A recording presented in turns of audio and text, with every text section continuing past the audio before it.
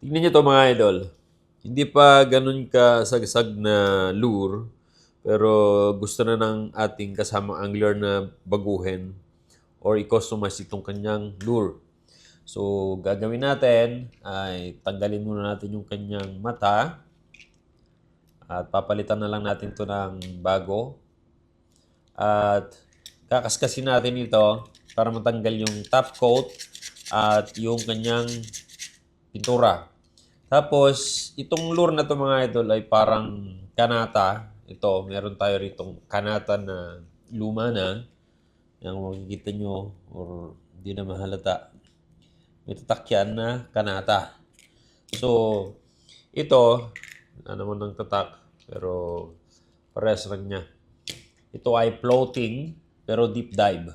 So, pagkatapos natin makaskas, at yung mga ibang may iwan na pintura ay gagamitan natin ng itong ating mini drill para matanggal na todo yung mga nakasiksik. At pagkatapos niyan ay ating isa-sandpaper para kuminis itong ating lure. Tsaka natin siya ipa-primer.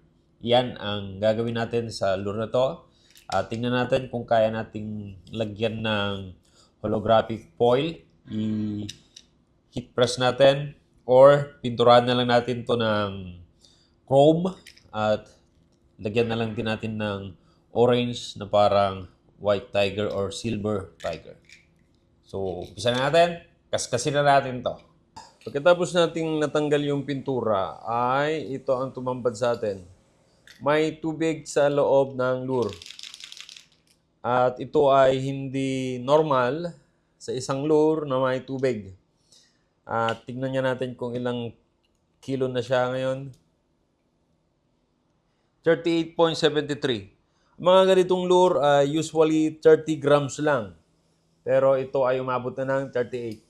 So, tatanggalin natin yan mga idol, itong tubig na to.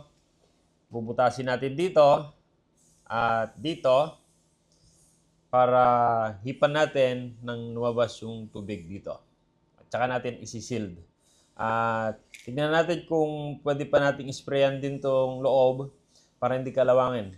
Kasi kung mapapansin nyo, sa tinagal-tagal na nitong tubig dito, ay nangangalawang na itong ating ball bearing. So, hindi natin alam kung saan galing yung tubig, saan pumasok. Kung dito or doon. So, ayan, bubutasin na natin mga idol para lumabas yung tubig.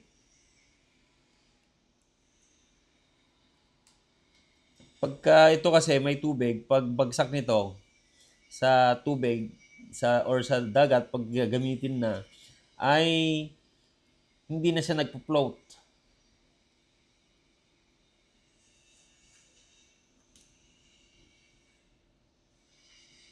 Yun. Kung napapansin nyo, yan o. Lumalabas sa tubig. Yan. Drain natin to. So, ayan mga idol. Tagalan natin yung tubig. Then, check natin ulit. Kung ilang timbang na o gaano nakabigat ulit. So, ayun. 28.40 na siya dahil natanggalan natin yung ibang coat kaya naging 28.40 at wala naman na yung hook tsaka mga split ring kaya ganoon na yung timbang. Pero pagka meron na yung hook at split ring nito, 30 grams ito.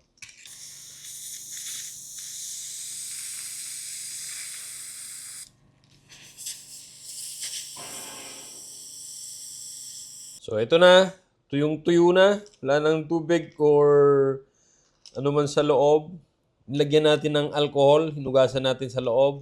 Tsaka natin blower. So, maganda na yung laro ng ball bearing sa loob. Oh. So, ang gawin natin dito para sigurado na dry, ay patuloy muna natin to o hayaan muna natin ganito to in 24 hours. Tsaka natin tatakpan itong butas na ginawa natin.